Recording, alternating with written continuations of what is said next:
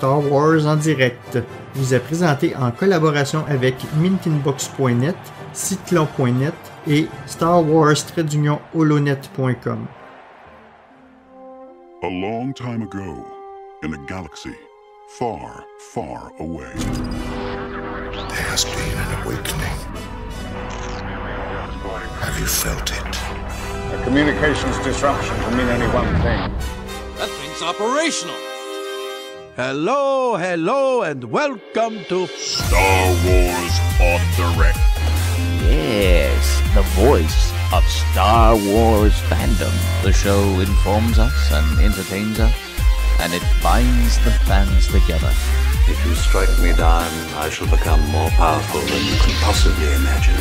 The Force is strong in this one. Hello, what have we here? Nice of you guys to drop by. We would be honored if you would join us. Chewie, we're home.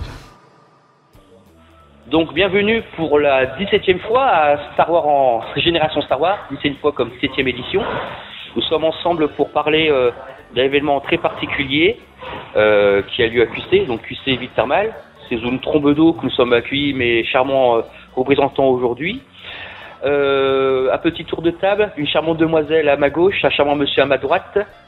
Voilà, donc moi c'est Alexandre, je m'appelle Ewan sur Star Wars Holonet, sur lequel je travaille en tant que rédactrice actualité depuis 6 ans. 6 ans déjà. Oui, 6 ans déjà. Ouais. Donc on a dit pas de ride, Pas de tout va bien, tout va toujours bien. aussi charmante. Voilà. Le jeune homme. Et donc moi je suis Jérémy, alias Bobby One sur Star Wars Universe. Je suis staffeur en charge de la communication et de la communauté et j'ai rejoint le staff en 2010. D'accord.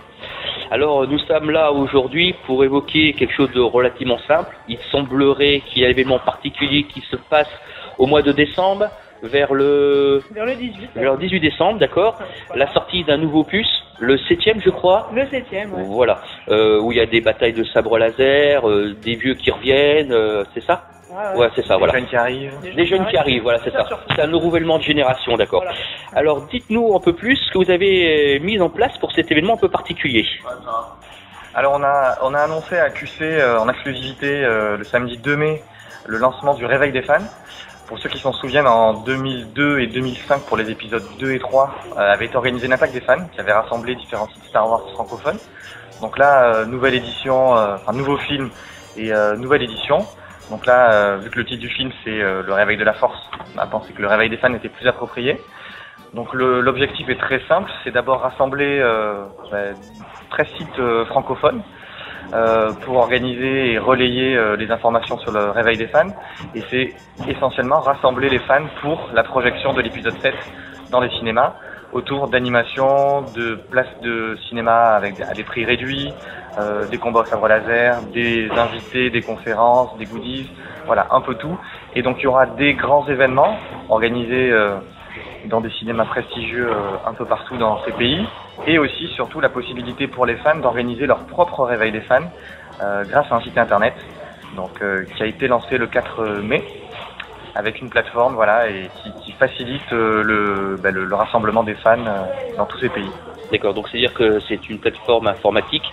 On donnera le lien à la fin de l'émission qui permettra à toutes les personnes de pouvoir savoir s'il y a possibilité d'avoir un lieu de rencontre sur leur ville ou organiser un lieu. C'est ça, un événement, pardon. C'est exactement ça, voilà. C'est juste pour centraliser en fait tous les événements et que les gens n'aient pas besoin d'aller chercher un petit peu à droite, à gauche pour savoir alors est-ce qu'il se passe quelque chose dans ma ville. Là vraiment on dirait que tout le monde, donc la plus grosse partie passe par ce site pour que justement ça facilite les échanges et que la communauté puisse s'organiser correctement, le mieux possible. Alors, quand on parle de communauté, c'est un exemple assez frappant, c'est que c'est l'ensemble des sites, on est bien d'accord, il n'y a pas un site plus que l'autre, c'est vraiment tous les sites de collectionneurs ou de fans de Star Wars qui sont unis dans un même lieu pour pouvoir communiquer sur cet événement où chaque site fera l'écho de ce qui se passe régulièrement. C'est bien aussi un moyen de montrer, on va dire, malgré tout, qu'on puisse se retrouver autour d'un thème fédérateur qui est Star Wars actuellement. On est bien d'accord. Voilà, c'est ça. C'est pas juste ah bah tiens, on fait partie de tel site. C'est vraiment Star Wars en général. Et c'est pour ça qu'il y a même d'ailleurs pas que des sites internet. On a aussi des pages Facebook qui nous ont contactés. D'accord. Qui font un petit peu d'actualité dessus ou voilà des petites informations sur l'univers de Star Wars toujours. Qui nous ont contactés en nous disant ah bah on aimerait bien vous aider, faire un petit peu de publicité pour vous. Donc c'est vraiment un gros truc rassembleur. D'accord. Donc différents endroits pour se réunir, pour faire des événements, d'accord. Une plateforme sur laquelle on peut s'enregistrer et voir les endroits où se situe l'animation. Et si on crée un événement, on peut contacter la plateforme, créer son événement, c'est ça? C'est bien ça. D'accord. Ouais. On peut s'inscrire directement sur le site du Réveil des Fans, en créant son profil, ou on peut aussi s'inscrire via Facebook, pour ceux qui ont un profil Facebook. Et donc c'est vraiment très simple. Et puis après, soit on rejoint un événement qui existe, soit on crée son propre événement. Et s'il y a des doublons, nous, voilà, l'équipe du Réveil des Fans, on va regarder un petit peu tout ça pour éviter justement qu'il y ait plusieurs événements dans une même ville et rassembler les fans au sein d'un même événement. D'accord. Donc voilà pour l'événement Le Réveil des Fans. Alors maintenant, je vais poser les questions pièges. Donc je vois que mes... Bon, ça va. Ils s'en vont tous à tout. Alors la question piège du jour, c'est pourquoi QC? Pourquoi QC? En quelques mots. Tout simplement parce que QC, ça se passe juste avant, je pense, le 4 mai. Et le 4 mai étant quand même la date, le Star Wars Day, en fait. C'est une date importante. Du coup, les héritiers nous ont proposé très gentiment un petit créneau horaire hier pour pouvoir justement en parler un peu plus. Et donc, en parler directement avec les gens en face, quoi. Et pas juste lancer notre petit truc dans notre coin, quelque part. Être présent en vrai, quoi. Que les gens... Et aussi, QC, c'est la convention Star Wars en France. Donc, pour nous, dans l'équipe du Réveil des Fans, c'était vraiment une évidence de venir annoncer en exclusivité l'événement ici à QC. Je vous remercie. Merci. À très bientôt. Ouais. À bientôt. Ouais. On va changer de personnalité, on va changer de personnage aussi. Alors, je dirais qu'on va taper dans du lourd parce que 1m90 de muscles, d'accord? C'est ça? Non, d'accord. Surtout, on a un invité particulier. On a un invité particulier aujourd'hui. C'est l'exclu Disney Store. Alors, vous vous demandez qui est ce charmant jeune homme qui parle. Alors, vient nous rejoindre à l'instant Pierre du site Meetingbox, président légitime et président grand président, d'accord, une tape sur l'épaule de Meetingbox qui va nous parler un peu d'une avant-première qui nous fait partager à Star Wars en direct et en direct de QC aussi. Il est venu donc accompagné d'un charmant personnage. Je te laisse le présenter. Oui, donc tout le monde le connaît, c'est Yoda, célèbre maître et sage Jedi. Une exclue Disney Store que Disney nous a fait parvenir avec un Yoda animé au niveau du visage, c'est assez bluffant. La figurine est capable de prononcer une vingtaine de phrases. C'est assez bluffant, d'ailleurs on va en faire une petite démonstration.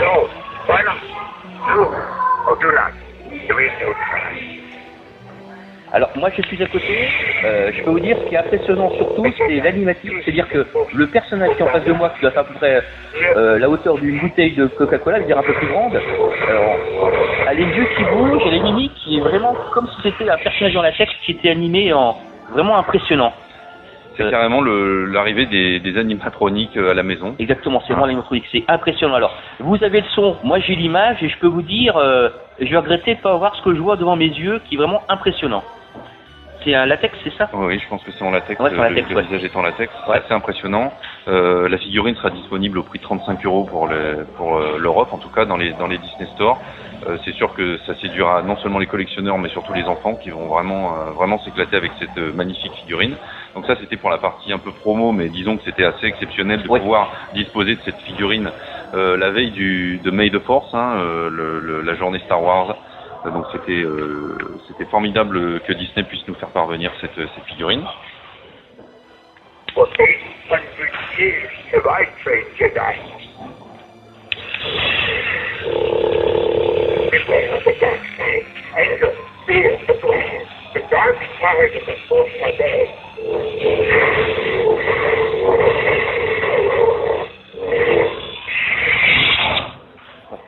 Alors, on va parler d'une chose un peu plus particulière. Donc, je profite que j'ai Pierre à côté de moi et j'ai mon ami Paul qui va me rejoindre tout à l'heure, qui est en train de faire des échanges, qu'en fait, c'est la bourse des échanges en même temps. En fait, la question qu'on se posait dans le cas de Star Wars, c'est, alors ça, je demande l'avis d'un grand collectionneur aussi, c'est est-ce que tu penses que l'afflux de prodeurs avec l'arrivée de l'épisode 7 risque d'être avant tout un peu problématique parce que c'est plus la même licence, c'est-à-dire que c'est Disney, est-ce qu'on va pas tomber dans du jouet pur et dur pour enfants, ou est-ce qu'on va regarder une partie un peu collection avec des produits assez particuliers?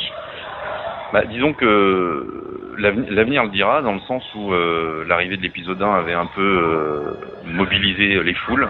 On se souvient encore des reportages TV où on voyait des gens dormir devant des magasins de jouets pour acheter des figurines. Et l'épisode 1 a quand même marqué le trop-plein du produit dérivé, puisqu'on pouvait tous décliner en produits dérivés, de l'assiette de pique-nique à la tête d'oreiller. Ouais, je me souviens à l'époque, à l'époque des produits là, je me souviens que les commerciaux passaient aussi bien chez le boucher que chez le boulanger, pouvant des porte-clés Star Wars. Et les porte-clés Star Wars, on en trouvait partout, dans l'effigie de Jar Jar et compagnie. C'était quelque chose d'assez problématique à l'époque.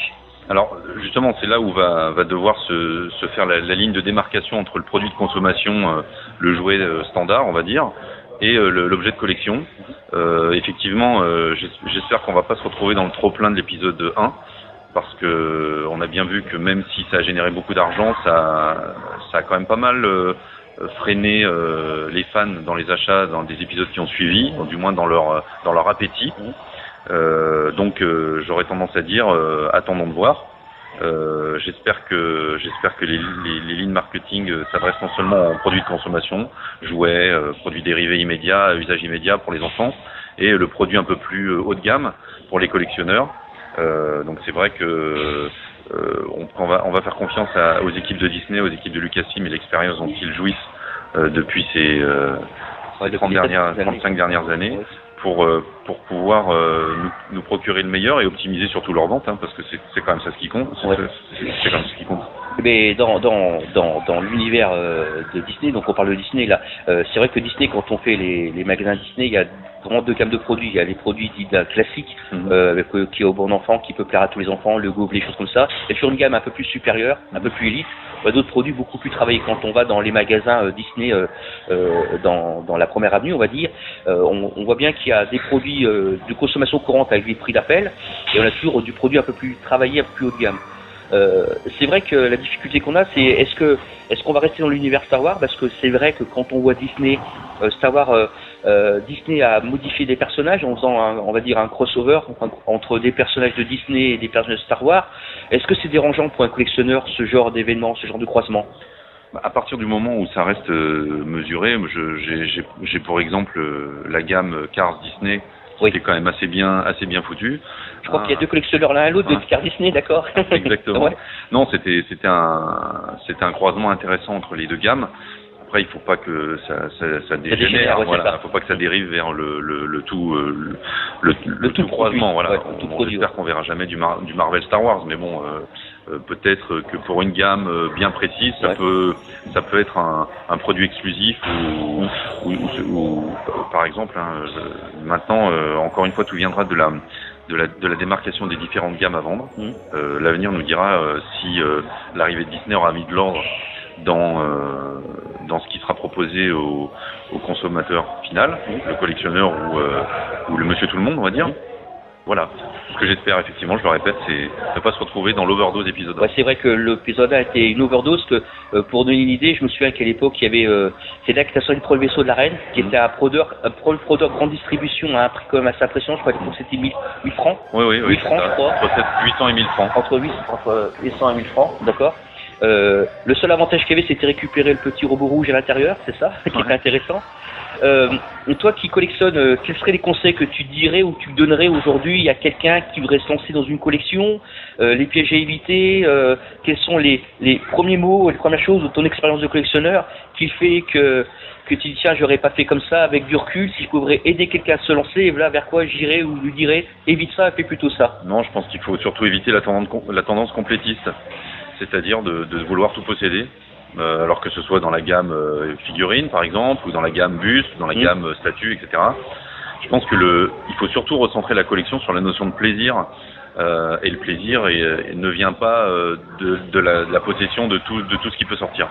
Je pense qu'il faut vraiment fonctionner au coup de cœur, et une collection hétéroclite vaut autant, si ce n'est plus, qu'une collection complétiste, où finalement on est embringué dans un cycle infernal d'achat qui ne correspond à plus ni à aucun plaisir ni à aucune logique. Je pense que la notion de plaisir, de faire d'avoir des coups de cœur, de sélectionner ses produits est la meilleure chose. Parce que l'intérêt d'une collection, et c'est ce qu'on peut voir notamment si vous avez l'opportunité d'aller aux États-Unis lors de la visite du Rancho Obi-Wan, qui est un musée dirigé par Steve Sansweet, c'est que chaque objet a son histoire. Ouais. Chaque objet apparaît dans une collection avec une histoire. Et finalement, ce qui paraît le plus important, c'est pas le fait de posséder l'objet, c'est de connaître l'histoire. Ouais, c'est ça. En fait, ce qui est un peu particulier, c'est dans tes propos, je t'écoute et je bois tes paroles, mais alors que moi, je suis à l'opposé. C'est que moi, je suis plus dans une série, je vais jusqu'au bout de la série, et c'est vrai que le cœur fait que des fois, je fais petit aparté, et de plus en plus, avec du recul, j'achète plus dans l'idée de compléter une gamme ou d'aller à fond dans une gamme, c'est vraiment le coup de cœur, parce que c'est vrai qu'il y a pléthore de produits, le cœur parle beaucoup plus. Alors comme on dit, quand on parlait de Cars sont des petites voitures, mais l'idée, l'originalité de ce produit fait qu'on a envie de... Il y a une petite sensibilité, puis ça reste un jouet, c'est un jouet au sens large du terme, c'est des petites voitures, quoi. Donc ça reste quand même des choses, mais c'est vrai que c'est bien le problème de tous les collectionneurs actuellement, c'est on trouve de plus en plus de personnes qui sont dans une gamme, il y a des pros Boba Fett, il y a des pros Dark Vador, il y a des pros comme ça, et c'est vrai qu'on en oublie un peu la totalité des produits, le plaisir qu'on a à les posséder ou à les chercher, et c'est vrai qu'on l'oublie un peu. Voilà, et ce qu'il faut aussi rappeler, ce qui limite le collectionneur, c'est aussi son espace de stockage. Ouais, alors ça, là on fera une émission spéciale stockage, parce qu'on l'évoquait hier soir en catimini, on mangeait ensemble là, hier soir, et on parlait du stockage des jouets. C'est vrai que, donc je crois que c'est le spécialiste des Protect Case, c'est ça, voilà. En fait, il faut savoir que on l'a évoqué dans une émission passée que tous mes blisters sont des emballages plastiques protégés en rigide, d'accord, et on s'imagine pas du nombre, de la place que ça prend, on est bien d'accord. Exactement. Non seulement ça prend de la place, mais on les présente pas, on les stocke. Exactement. On est bien d'accord. Exactement. Donc je pense que c'est un trouble qu'on devra peut-être réfléchir en collectif. Oui, sur, tout à fait. Et puis encore, je reviens sur la notion de plaisir. Ce qui est intéressant dans la collection, c'est la recherche du produit qu'on n'a pas. Ouais. Si c'est pour se rendre dans un magasin, mettre 120 € à la caisse pour avoir une dizaine de blisters, bon, ça peut être intéressant pour un plaisir immédiat, mais ce qui est intéressant, c'est de cibler ces pièces, de prendre le temps de les rechercher, de faire des rencontres, rencontrer collectionneurs. Je veux dire, il n'y a pas plus intéressant, et c'est ça qu'on retiendra. C'est la petite histoire qui est derrière chaque produit. N'oublions pas que derrière la collection, il y a surtout des individus. Et ces individus, ont des anecdotes absolument incroyables à partager. Je pense que faire de la collection un alibi pour partager avec d'autres, je pense que c'est l'aboutissement de tout fan.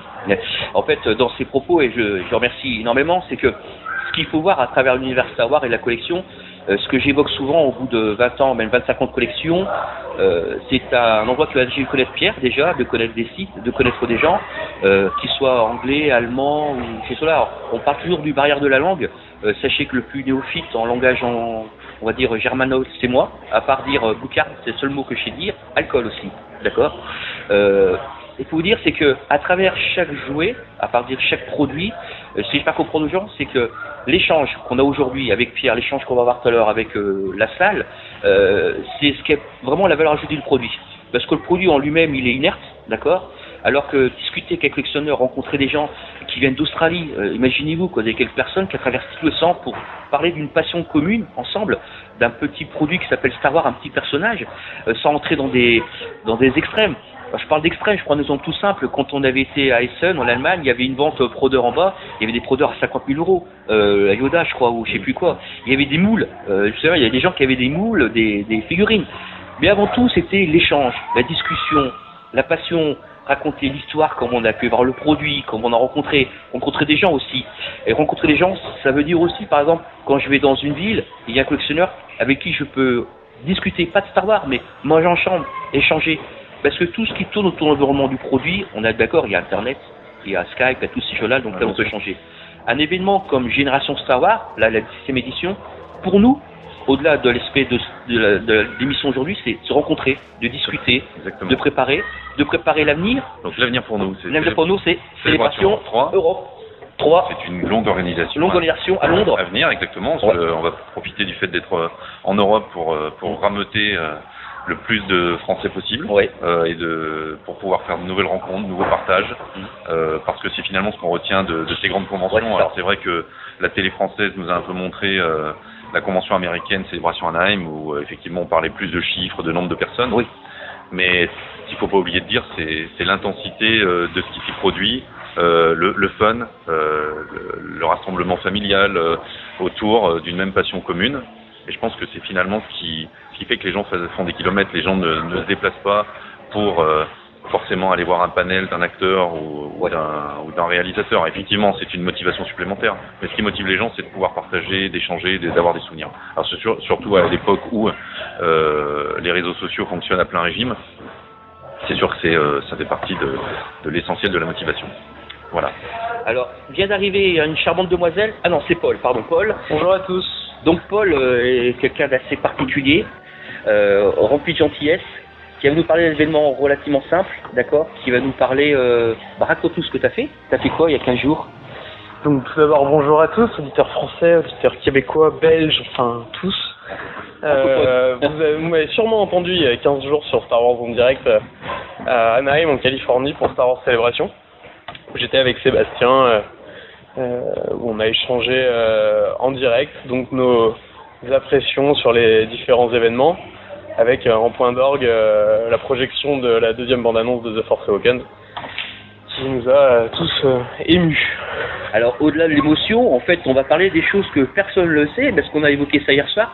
Comment ça se passe avant d'aller à ce genre d'événement? Raconte-nous les heures d'attente, grosso modo. Alors, pour assister au main event, alors c'est le premier qui arrivera dans la file. En fait, chacun se veille et voit quand la file commence. Donc, à partir du moment où on a vu qu'une petite file à l'extérieur commençait, nous on s'est glissé. Donc, on a pu être dans les 200 premiers à rentrer dans cette salle. 200 premiers sur 7000 personnes qui ont attendu une bonne partie de la nuit, voire pour nous donc une quinzaine d'heures pour assister à cette projection. Donc on est bien d'accord que vous avez attendu 15 heures dehors, alors à 6 heures à l'intérieur de 1 minute 50. Voilà. Donc 15 heures d'attente pour 1 minute 50. Et l'émotion? À son maximum. Avec son maximum, avec des cris, des embrassades, tout le monde a trouvé ça fantastique lors de la première projection. Je sais que moi maintenant, à chaque fois que je vois la bande-annonce, je l'ai vu passer hier pour la première journée de Génération Star Wars, et à chaque fois ça fait des émotions, enfin des frissons de revoir la bande-annonce passer. D'accord. Alors, quel conseil tu donnerais pour ceux qui veulent participer ou aller sur d'événements? Sans m'avancer, je pense qu'à Londres, en 2016, on parlera beaucoup de Rogue One, le premier spin-off, et c'est pas impossible qu'il y ait la même chose avec la bande-annonce donc de Rogue One. Après, est-ce que ça suscitera le même engouement qu'un nouvel épisode que les gens attendent depuis maintenant une dizaine d'années? Je sais pas. Après, au niveau européen, là-bas, c'est les États-Unis, les Américains sont fervents de ce genre d'événement. Ils font ils font la queue devant les cinémas la veille de la sortie. Pendant qu'on y était, il y avait la première d'Avenger. Il y avait des gens qui avaient dormi la nuit devant les cinémas d'Hollywood Boulevard pour Avenger 2. Donc voilà, c'est aussi une tradition chez eux de faire ce genre d'événement. Alors, on va voir chez nous si ça fonctionne. Alors, je vais faire comme tout bon journaliste des chaînes françaises. Il y avait du monde. Alors, en effet, vous avez peut-être entendu à la radio française, RTL ou France Inter pour ne pas les citer. Et oui, il y avait beaucoup de monde. Juste pour le main event, il y avait plus de 7000 personnes dans la partie principale. Et sinon, dans toute célébration, il y avait 65 000 personnes annoncées officiellement. Alors, 65 000 personnes, il faut s'imaginer que sa population de Vichy plus Vichy, c'est ça grosso modo. Et grosso modo ça. Donc 65 000 personnes, étant donné qu'ils attendaient entre 40 et 45 000, ça a formé de longues files d'attente malheureusement. Et il fallait parfois, par exemple, on pouvait assister à rentrer dans une salle où il y avait les props de The Force Awakens, les premières armures, les premiers costumes, les premiers vaisseaux. Il fallait attendre 4h30 pour rentrer dans cette salle. Waouh. Bon, j'ai eu la chance d'attendre 20 minutes. Ah. Mais voilà, il fallait plusieurs heures pour acheter des exclus, celles qui partaient pas dans les 45 premières minutes de la journée et qui après étaient plus disponibles. C'était un peu la folie, il fallait sélectionner ce qu'on voulait faire. Donc en fait, c'est le petit point négatif de cet événement. Ouais, ce qu'il faut bien comprendre dans ce genre d'événement, c'est qu'il y a bien sûr différentes animations sur le même lieu, d'accord. Il y a aussi une boutique officielle, sachant que la boutique officielle, il y a à peu près 8 heures de queue, et au bout de 45 minutes d'ouverture, il n'y avait plus rien, c'est ça? Alors la boutique officielle, moi j'ai eu la chance de pouvoir y aller le mercredi soir, donc j'ai pu avoir les choses que je désirais en tant qu'exposant. Par contre, j'ai des amis là-bas qui sont rentrés à 10h le matin et sortis à 14h. Voilà. Ça occupe la moitié de la journée juste pour acheter les produits officiels de célébration. C'est vrai que c'est un peu frustrant. Ouais. Parce que, moi, comme je dis, j'ai la chance de pas avoir ce problème-là, mais ouais, c'est un peu frustrant, quoi. Ouais. Sinon, pour l'Europe, bien sûr, partant avec toute l'équipe de Mint in Box, bien entendu, on en parlait encore hier soir. Donc je peux pas dire à 100% donc on n'a pas eu l'approbation qu'on sera là-bas, mais enfin j'espère que vous nous retrouverez là-bas et puis avec quelques cadeaux à vous distribuer encore une fois. On essaye de toujours faire au mieux et pour satisfaire les gens. Et cette fois-ci déjà à Anaheim ça a fonctionné avec une série de cartes dessinées par notre ami Sébastien qui s'est arraché. C'était 5 cartes, c'est ça? 4 cartes. 4 cartes qui, une fois assemblées, formaient une fresque. En fait. D'accord, il y avait Dark Vador, il y avait... le Stormtrooper, Boba Fett et le Snowtrooper. D'accord, les 4 assemblés faisaient une grande affiche. Une grande fresque, voilà. D'accord. Et j'étais content parce que beaucoup ont réussi à rassembler les 4 sur place. Bon, sinon, ils peuvent l'acheter sur eBay à combien, je crois? On a regardé ça, on faisait... on l'a vu à plus de 100 euros sur eBay. Voilà. Ça fout un peu les boules parce qu'on se dit que des gens sur place auraient peut-être mérité de l'avoir et puis elle est déjà en vente. Après, c'est le jeu. Alors, je suis riche avec tout ce que tu m'as donné. On peut commencer une vente aux enchères. Ouais, on donne une vente aux enchères des produits spéciaux célébration. D'accord. Non, un très grand événement et en 2016, alors moi des réactions que j'ai pu lire sur les différents forums, etc. Beaucoup étaient frustrés que ce soit pas à Paris. Ouais. Encore une fois, je voudrais juste donner mon avis là-dessus. Moi, je pense qu'en France, on n'a pas l'infrastructure pour accueillir ce genre de manifestation. Tout simplement parce qu'il faut une manifestation un emplacement qui regroupe 3 choses. Un centre de convention très grand, des hôtels à proximité de ce centre de convention, c'est-à-dire il faut que les gens puissent se déplacer à pied et des attractions extérieures. Alors à Anaheim on parle du parc de Disney et des alentours, c'était de même pour à Orlando. En fait c'était une zone entourée d'hôtels et de parcs d'attractions.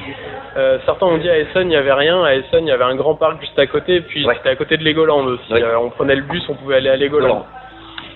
Donc voilà. Malheureusement à Paris, alors tout le monde me dit oui, porte de Versailles, il y a des hôtels, oui, il y a des hôtels parisiens, ça coûte très cher. C'est pas du tout les mêmes les mêmes complexes hôteliers de milliers de chambres et voilà. Ce qu'il faut voir, c'est pour ceux qui ont été à Essen et pour ceux qui iront à Londres, les complexes hôteliers sont vraiment à côté. Et puis quand on dit hôtelier, il y a aussi bien du super haut de gamme comme l'accessibilité, puis c'est un grand nombre de chambres, ils ont l'habitude de gérer ça.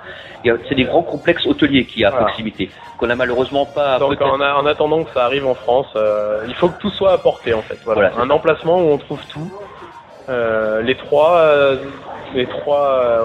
ingrédients quoi. Les 3 ingrédients rassemblés. Donc peut-être un jour, peut-être à QC, d'ailleurs, on sait jamais. Célébration QC, ça sonne pas mal. Ouais, faut pas exagérer non plus. J'espère qu'il n'y a pas de gens de Vichy dans la salle, mais c'est une ville d'eau, je vous le confirme. Donc soyez pas déçus que ce soit à Londres. Londres est très accessible et ça va encore être un vie supérieur. Ouais, moi, pour avoir fait Londres et Essen, j'ai gardé un très bon souvenir de Londres parce que c'était le premier, mais surtout l'infrastructure était vraiment très très très adaptée. Paul, je te remercie pour tous ces bons événements, ces bonnes informations. Une nouvelle fois. Ouais. Donc ça fait quoi de parler avec le décalage horaire maintenant parce que t'es en France? Alors le décalage horaire va beaucoup mieux. Cette semaine ça a été difficile. Ouais. Et puis on va faire un petit coup de avant de partir.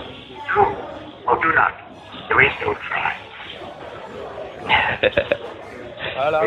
Et je vous remercie tout le monde. Bon, Dany, bonne chance pour le montage, d'accord? Donc, il y a eu des gros problèmes techniques, mais on fera en sorte de pouvoir tout résoudre ça pour la prochaine fois. Mais j'étais content de participer et on fera encore mieux, déjà mieux pour la prochaine fois. Et merci, à bientôt. À bientôt tout le monde.